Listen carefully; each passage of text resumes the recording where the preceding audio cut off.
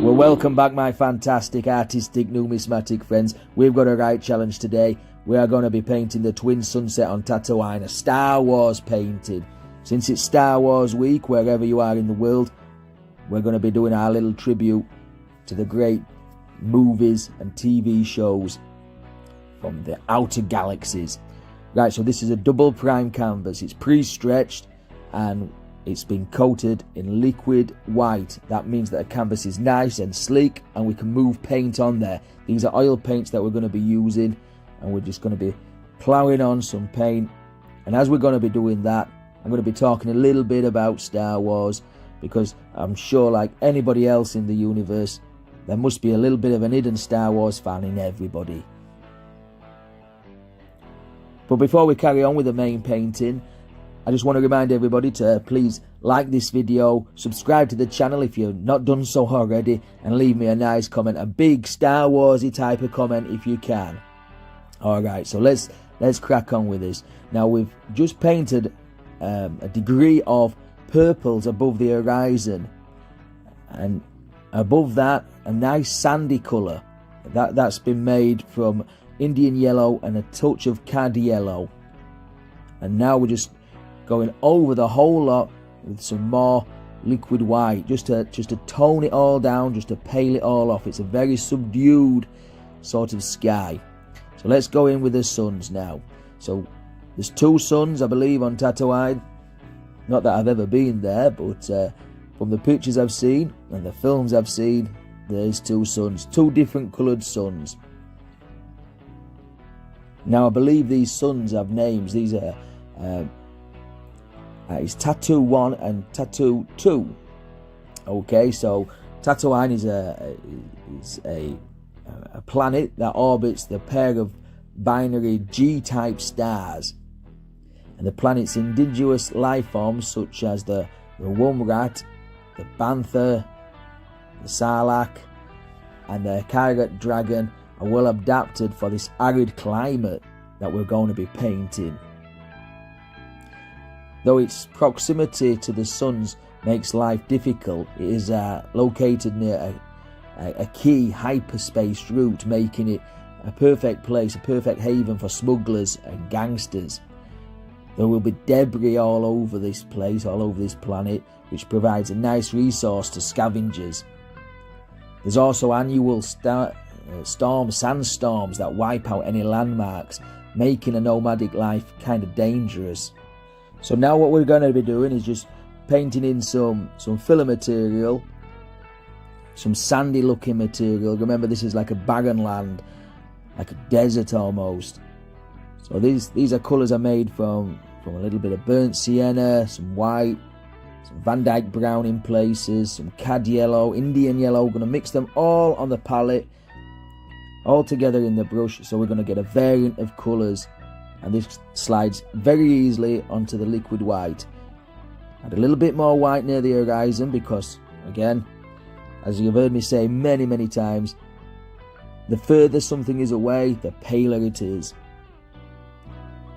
And in the midground, we see some shadows. So we're just going to add some little shadows. This is just straight Van Dyke brown, just laid there on the knife, and then we're going to come back in there and just smooth all this off with a brush.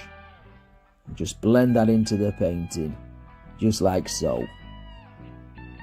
And then we've got a nice big ridge, a dark ridge from the original picture, I see. So we'll just put a nice little ridge there. This is just Van Dyke brown, and we can come back in and drop some more colour on top of this.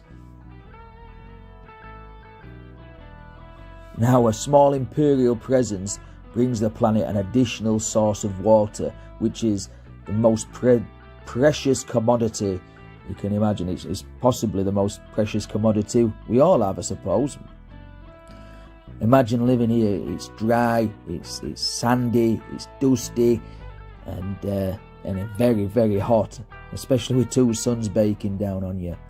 Now, just below this ridge, we've added a touch of white, and we can blend that out like you've seen me done many times with big mountains. This is just a small little mountain. And then between that, we can put another ridge of paint. Now this little ridge, I believe Luke Skywalker will be stood on top of. And we can vary these colours: Indian yellow, cad yellow, burnt sienna, some of the umbers, all the neutral, sandy earth tones.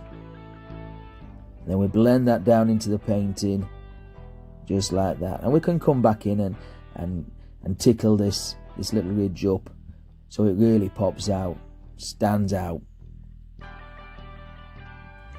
Now, tasked with enforcing law on Tatooine are the stormtroopers, and they often overlook crime. So an efficient black market also enables the dealings of illegal goods.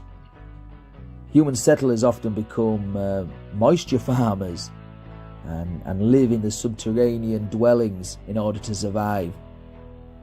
Now you can see me just highlighting that ridge there with a little bit of pale yellow. So this is titanium white mixed with a little tiny bit of cad yellow, and we can really make that ridge pop out. And again, we're just going to diffuse the base there. We're going to put some more sand in front of this eventually, but we'll just diffuse the base just like so.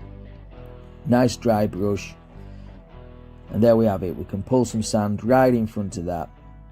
We're going to have some bits and pieces in front of here. There's a big dome-shaped building to the left-hand side as well. And if you like this one, please check out my other paintings on my Etsy shop, Master Temple Arts. Again, we don't usually do paintings like this, but why not? Why not rise to the challenge? So let's drop in Mr. Skywalker. Let's pop him in. So nice little figure there, and this is just a thin coat of liquid white, and we'll do a little bit of a basic outline of his body, and then we can come back in and we can make him sparkle. It reminds me of him wearing a martial arts suit, if you know anybody that's got a martial arts suit. Now, pipe systems on the planet distribute most of the harvested moisture to indoor crops, supplying food for the farmers. Rare water sources, such as the springs in the Badlands, provide hydration for the hermits and the Tusken Raiders. The planet is dominated by the Hutts, a clan of gangsters and crime lords. Since Tatooine was beyond the reach of the Galactic Republic, the Hutts presided over the lawless planet with little outside interference. When the Galactic Empire summoned the Old Republic, the new regime established only a token presence on Tatooine, which left Jabba the Hutt's reign unchallenged until his death during the events depicted in the film Return of the Jedi. The planet gained nobility in the galaxy as the homeworld of Luke Skywalker.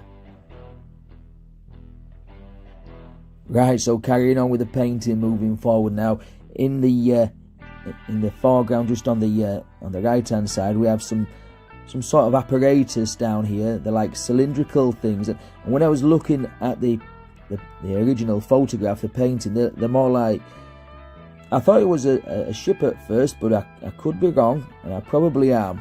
But these may be some sort of ducts or something to collect the water, moisture. I don't know. So if you do know, please enlighten me. Please let me know down in the comments what it is I'm actually painting at this little point in the painting.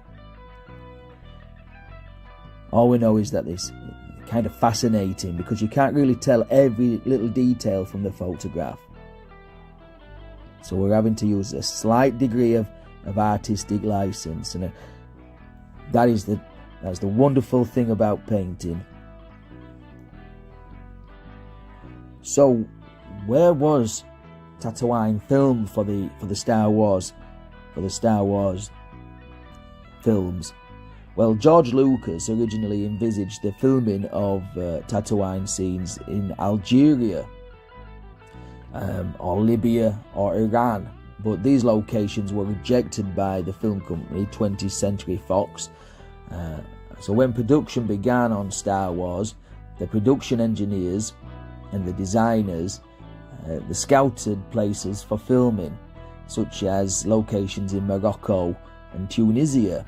Lucas accompanied his producer, Gary Kurtz, and visited Tunisia, or the Tunisian island of Djerba, and with them they were impressed by the desert landscape and the unusual architecture, and selected Tunisia to provide the desert planet settings. Now let's start work on this big domed house. And again, if you know the details of this dwelling, what it's actually called, its name, what it's made out of, any information, you just write it down in the comments and let me know.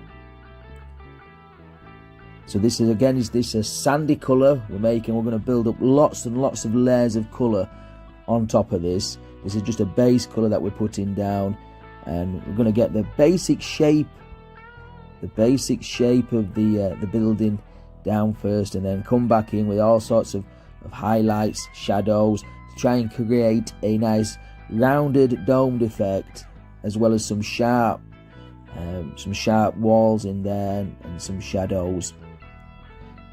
So this is, again, we're just going to build up colour, and it's just the same colours really, just in different values. We'll have the darker side away from the sun, and the lighter side, obviously, towards the suns. Now, filming in Tunisia began in March the 22nd, 1976, and immediately ran into difficulty. The region was experiencing its first heavy rainfall in 7 years, which, for a desert planet film setting, that would be pretty crazy, wouldn't it? So it kind of delayed things. Now, the name Tatooine is not actually mentioned in the final screenplay of Star Wars, but this is because Lucas was still working on his fourth draft while scouting out locations, and he adapted the name from a town in southern Tunisia called Tatooine, which is French spelling being Tatooine. Now, obviously filmed in Tunisia, there was also some filming done in Death Valley in the USA, and this created the Rocky Canyon scenes that featured the Jawas and the Tusken Raiders, which is epic stuff. Now, here's a few facts that I didn't know, and I'll relay them back to you guys, see if you knew these. Luke Skywalker was almost a girl, something I didn't know. But since the release of the Star Wars The Force Awakens in 2015, the sci-fi saga has been led by a female Jedi as its central hero. And there was a time when this could have been the case throughout the films. Back in 1975, when Star Wars was still referred to as The Adventures of Starkiller, George Lucas found his second draft of the screenplay to be overcrowded with male characters. So with feminism on the uprise back in the 70s, Lucas decided to apply a feminine touch to the story. So he rewrote his main character as a lady. At the time, he was called Luke Starkiller and was rewritten as an 18-year-old woman.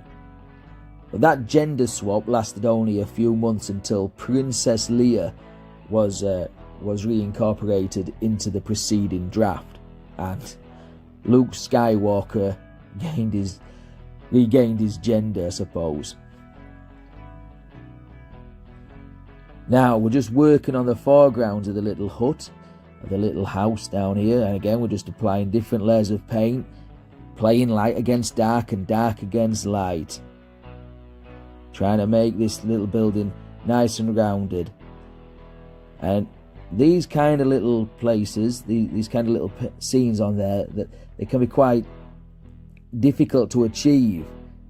And it's like portrait painting in a simplest way, because you have different colours of skin tones on a portrait.